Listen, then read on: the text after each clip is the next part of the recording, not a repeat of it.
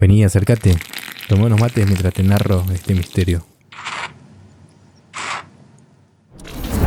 En 1995, un hombre llamado Phil Schneider comenzó a recorrer Estados Unidos dando conferencias sobre algo que, para la mayoría de las personas, sonaba completamente absurdo. Afirmaba que gobiernos y organismos de inteligencia conocían la existencia de una realidad que todavía no había sido revelada al público. Hablaba de extraterrestres, de instalaciones secretas y de acuerdos ocultos. Y como era de esperar, la mayoría de la gente lo consideró un conspiracionista. Sin embargo, entre todas las afirmaciones que realizaba, había una idea que siempre se repetía. La humanidad estaba siendo preparada. No hablaba de una conferencia de prensa donde el mundo descubriría la verdad de un día para otro. Hablaba de un proceso, lento, gradual y progresivo. Según Schneider, la sociedad debía acostumbrarse poco a poco a una realidad que, de ser confirmada, cambiaría para siempre la forma en que entendemos nuestro lugar en el universo. Y en alguna de sus conferencias incluso mencionó una fecha que todavía hoy sigue generando debate: 2029. Now, I'm going to casually mention to you something that's very scary indeed, and tell you what the alien agenda is. And it's going to sound very familiar. The alien agenda is the complete takeover of this planet, the killing off of 5, 6 to 7 eighths of the world's population by the year 2029. U.S. military has known about this for 45 years. They've told no one. As far as I know, I'm the only person standing before a crowd talking about the alien agenda, secretively. Okay. Back in 1954, I'll give you a quick overview. There was the created 1954 treaty where Eisenhower signed a pact with the known alien species of the time. There were 3 at the time. And said that we're going to deal in high technology, but you can take a few head of cattle and a few human beings and you can experiment on them. It's unthinkable. It's stuff straight out of the Nazi death camps, and I'm kidding you not, it's plain BS, and it's got to stop. Now, the created 1954 treaty had been violated. After the great firefight, the alien-human war, I am the only living survivor talking about it worldwide at all. Only one. The other 2 are in nursing homes in Canada, and the Canadian government refuses to allow any U.S. people, including myself, to talk to them because they are afraid of kidnapping. Probably the reason I got shot to pieces and 11 attempts on my life is I am a direct threat to the entire system. The New World Order, the alien agenda is one and the same. It's world takeover and the decimation of the population of this planet. Now, I'm going to tell you something a little bit different about the alien species. The bad news ones, there are 9 races of alien populations. To look at a human being as a bag of food. They're not cannibals. They don't eat the flesh and the bones and all that kind of stuff. They use the glandular secretions of animals and human beings as a mixture of the vitamins for their food. They get high off of our adrenal gland substances called adrenochrome. It's something like cocaine to them. Now, what can we do about it? Right now, if we do nothing, we can do nothing about it, and it'll continue to go on. Basically, we'll be led in the dark, and you'll keep seeing more and more people disappear. Right now, there's 100,000 children totally unaccountable through FBI archives, cannot be traced anywhere. They haven't been murdered. Nobody's ever seen them. I think they're hauled underneath in some of these bases, and they are summarily done away with, and they are literally eaten. Now, that is a scary thing indeed. And I'm not asking you to believe me in toto. I am asking you to seriously do enough homework that you can go out in through the public record, through the congressional records, find out who's voting for what, and go from there. Do your own program. Do your own agenda, and do your own speaking out. And if enough of us do this, there is some saving grace. However, we don't have a whole heap of time left. Technological governments on this planet are raping the planet. We're going to run out of everything that we need. We're going to pollute everything in sight in the better part of 20 years.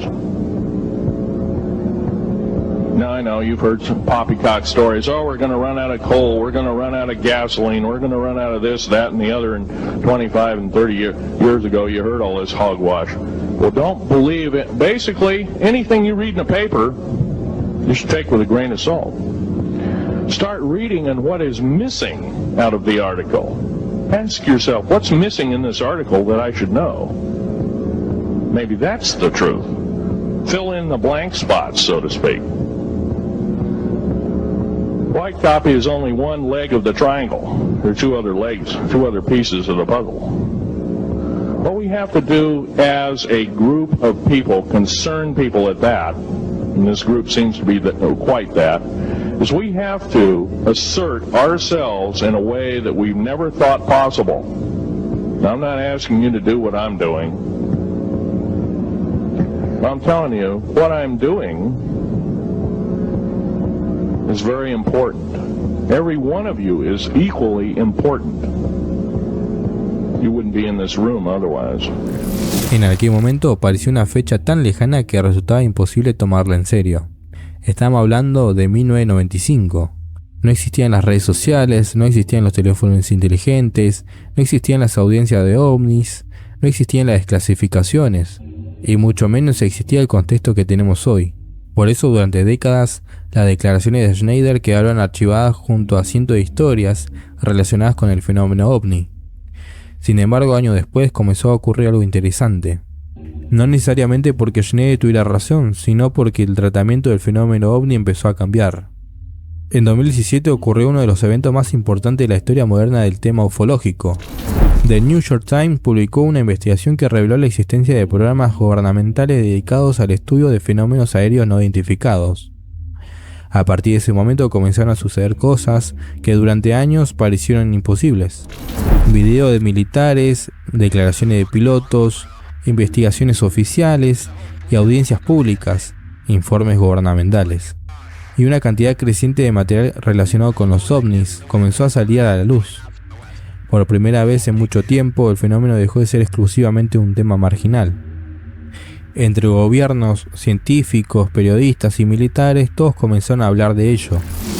Y entonces apareció un documento que llamó la atención de muchas personas dentro de la comunidad de la ufología. Una diapositiva conocida como Plan de Campaña UAP. A simple vista parecía un documento técnico más, pero cuanto más se analiza, más preguntas genera. Porque no está diseñado para responder qué son los UAP, está diseñado para establecer una estrategia, una hoja de ruta, un camino. Una diapositiva que divide el proceso en varias fases: demostrar la existencia, correlacionar firmas, caracterizar el desempeño, determinar la naturaleza y finalmente una etapa llamada compromiso. Hasta ahí todo parece razonable, pero la verdadera sorpresa aparece cuando observamos la línea de objetivos. Aceptación gubernamental, aceptación académica, aceptación pública. De ahí fue cuando muchas personas comenzaron a prestar atención, porque normalmente uno espera que primero aparezcan las respuestas, ¿no? Después la evidencia y finalmente la aceptación. Sería lo correcto. Pero este documento parece describir una lógica diferente. Primero, la etapa de aceptación. Después, la comprensión. Y cuanto más observa esas secuencias, más me recuerda algo. La idea de que Schneider repetía una y otra vez en sus conferencias. Preparación gradual, acostumbramiento progresivo y aceptación lenta. No estoy diciendo que Phil Schneider conociera este documento. No existe evidencia de eso. Tampoco estoy diciendo que el documento tenga validez en sus afirmaciones. Lo que resulta interesante es el paralelismo, porque ambos planteamientos parecen girar alrededor de una misma idea. Si existe una verdad extraordinaria, primero debe existir una preparación gradual para aceptarla. Y quizás eso explique alguno de los elementos más extraños de la diapositiva, porque el documento no solamente involucra a gobiernos, científicos, sino también involucra ética, religión, antropología, sociología, economía, industria y comercio. Eso es llamativo, ¿verdad? Porque si el objetivo fuera únicamente estudiar objetos en el cielo, no haría falta involucrar tantas disciplinas relacionadas con la sociedad humana.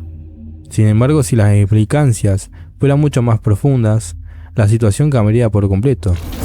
Imaginemos por un momento que mañana aparece una prueba irrefutable de una inteligencia no humana. No cambiaría únicamente la ciencia, sino también cambiaría todo.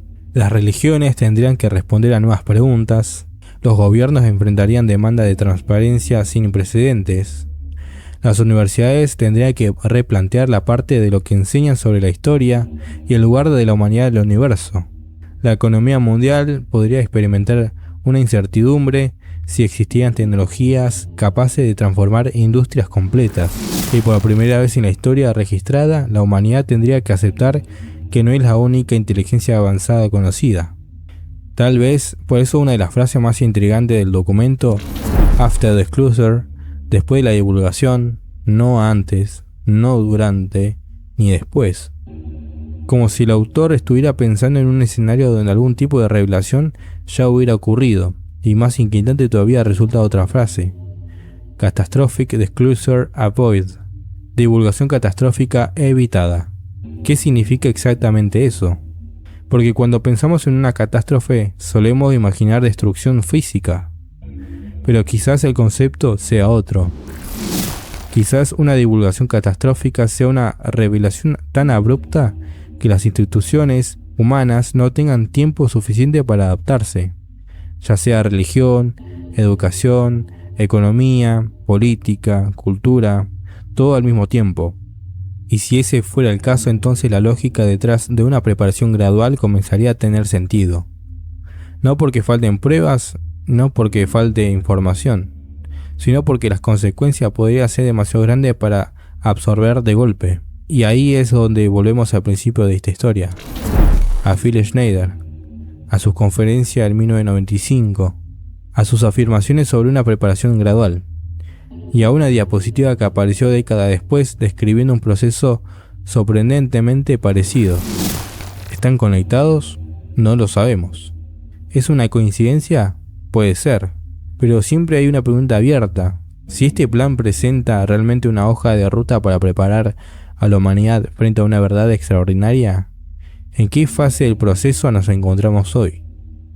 Si tienes una experiencia paranormal, un avistamiento o una historia que te gustaría compartirla, envíala al correo mate.nocturno98@gmail.com. Y recordá que todos los misterios de Mate Nocturno se disfrutan mucho mejor cuando todos ya están dormidos, las luces están apagadas y no tenés a quien abrazar. Chau.